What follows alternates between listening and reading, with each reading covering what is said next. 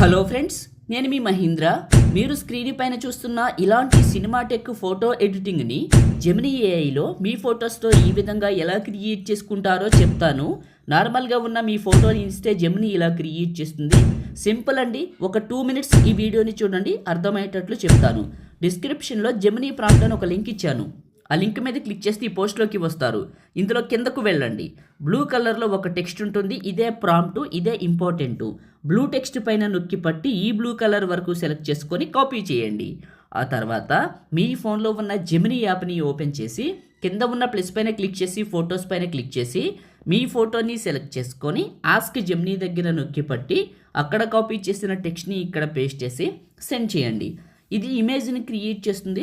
చిన్న రిక్వెస్ట్ అండి, వీడియోని కంటిన్యూ చేసే ముందు వీడియోని లైక్ చేసి చూడండి. మీరు లైక్ చేస్తే ఎక్కువ మందికి రీచ్ అవుతుంది, ఛానల్కి కూడా హెల్ప్ అవుతుంది. లైక్ చేసి చూడండి. మొదటిసారి మన ఛానల్ని చూస్తే సబ్స్క్రైబ్ చేసుకోండి.